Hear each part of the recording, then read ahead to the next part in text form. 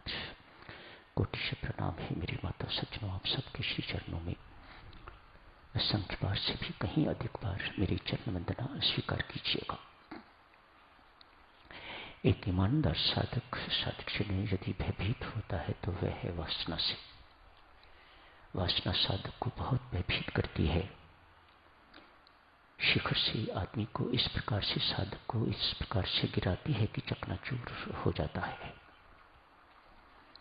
एक ईमानदार साधक इसलिए इससे बहुत भयभीत रहता है। इस वासना का निराकरण साधक जनों एक बड़े सुंदर शब्द से होता है। शब्द सुनने को करने वाला शब्द उपासना से। वासना का निराकरण किससे होता है? उपासना से। बिन विवेक एवं वैराग्य उपासना पंगु। करने की चीज है, भक्ति कैसे, उपासना कैसे करने की चीज है। यदि विवेक युक्त बुद्धि से, वैराग्य युक्त बुद्धि से न की जाए तो ऐसी उपासना को पंगु कहा जाता है। वह उपासना बहुत करने के बावजूद भी आपको वासना मुक्त नहीं करेगी। एक साधक वासना में डूबा रहता है। आपने सुना हुआ है, धन की वासना, काम की वासना, यशमान की वासना, प्रशंसा की वासना, कुर्सी की वासना। वासनाओं का कोई अंत नहीं है। बड़े साधारण शब्दों में संत महात्मा यूं समझाते हैं कि वासना है क्या। ऐसे जो किए हुए कर्म हैं, उनके संस्कार जो हमारे अंतःकरण पर पड़े रहते हैं, जो प्रेरक हैं आगामी कर्मों के लिए, उसे वासना कहा जाता है। दबे रहते हैं, मौका ढूंढते हैं। जैसे ही मौका इन्हें मिलता है वैसे ही साधक को दबोच लेते हैं और दबोच के अपने अनुसार चलाते हैं। वासना जब तक अपने शरीर में सक्रिय है साधक जनों, तब तक परमात्मा को या सद्गुणों को सक्रिय नहीं होने देगी। अतएव हर साधक को इससे भयभीत रहने की आवश्यकता, हर साधक को इसके उन्मूलन की आवश्यकता। It must be eradicated, it must be eradicated.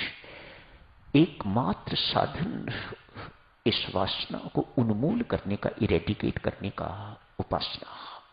पुनः अर्ज करूंगा, उपासना तो आप कहोगे कि हम करते हैं, राम नाम की उपासना करते हैं, राम राम जपते हैं, लेकिन साधक चलो कहीं न कहीं हमारी उपासना में कमी है, जो वासना अभी भी खत्म नहीं हुई है। हर एक बंदा विदाउट एन एक्सेप्शन इसका सफर है। हर एक इससे त्रस्त है। किसी न किसी प्रकार की वासना हर एक को घेरे हुए है, बड़ी रुलाती है, बहुत दुख देने वाली, मुख्य अशांति का कारण, अतृप्ति का कारण, असंतुष्टि का कारण वासना एक चक्र है जो कहीं नहीं पहुंचने देता आपको। ये वासना मार्ग नहीं है, चक्र है। मार्ग तो वह है बेटा जो लक्ष्य तक पहुंचा के रहेगा, जो आपको आपकी मंजिल तक पहुंचाएगा। लेकिन ये मार्ग नहीं है, ये चक्र है, घुमाने वाला चक्र है, मानो अनएंडिंग। इसको उपासना से खत्म कीजिएगा। उपासना के अतिरिक्त कोई दूसरा श्रेष्ठतर उपाय नहीं है, कोई अमोघ उपाय इसका नहीं है। वासना उन्मूल करना चाहते हो तो उपासना कीजिएगा, पर आपकी उपासना विवेक युक्त होनी चाहिए, आपकी उपासना वैराग्य युक्त होनी चाहिए, तो उपासना रंग लाएगी। तो उपासना एक न एक दिन इस वासना को इरेडिकेट कर देगी, निकाल के रख देगी, उन्मूल करके रख देगी। तब आपको भजनानंद मिलेगा, तब आपको परमानंद की प्राप्ति होगी, तब आपको परम शांति का अनुभव होगा, तब आपको ईश्वर अनुभूति होगी, तब आपको बोध होगा, ओह मैं और मेरा राम एक, कोई अंतर नहीं, वह अंशी है और मैं अंश। तब आप आइडेंटिफाई कर सकोगे अपने आप को परमात्मा के साथ, अन्यथा नहीं है। तो ये साधक जनों माया का ही खेल। वासना क्या समझेगा? ये माया का खेल है। जैसे माया भरमाती है, सत्य को असत्य कहती है, ऐसे ही ये वासना बाहर नहीं निकलने देती। विवेक युक्त भक्ति हो, विवेक युक्त बुद्धि हो साधकजनों, तो आपको पता लगता है एक परमेश्वर एवं आत्मा के अतिरिक्त जो भी वस्तुएं, जो भी व्यक्ति इस संसार में दिखाई देते हैं, सबके सब नश्वर है।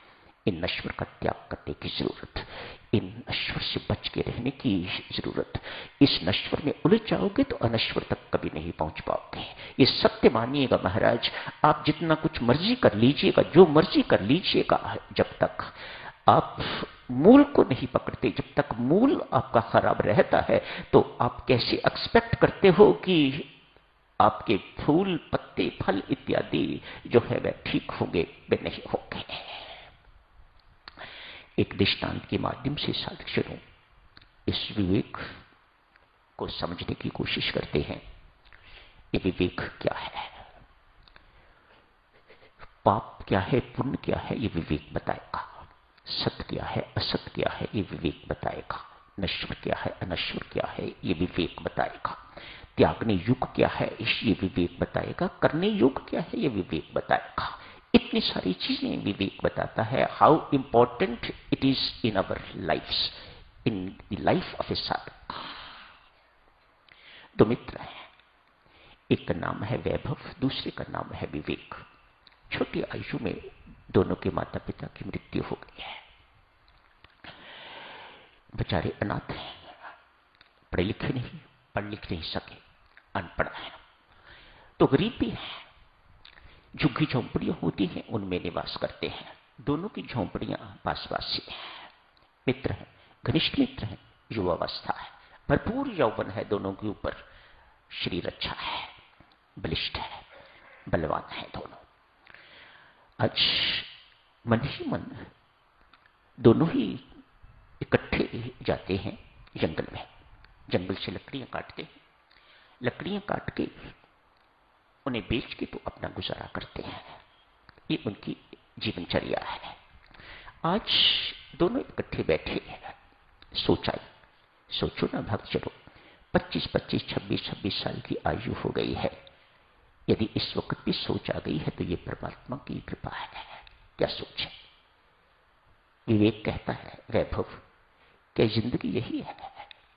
सुबह उठे, कुल्हाड़ी पकड़ी, जंगल की ओर निकल गए, जाके वहां से लकड़ी काटी, इकट्ठी की, बंडल बनाया, बंडल बना के बाजार आके बेचा, मजदूरी मिली, पैसे मिले, अन्न इत्यादि खरीदा, खाना बनाया, खाया और सो गए। अगले दिन फिर जाके। क्या जिंदगी यही है? क्या जिंदगी यही है कमाना,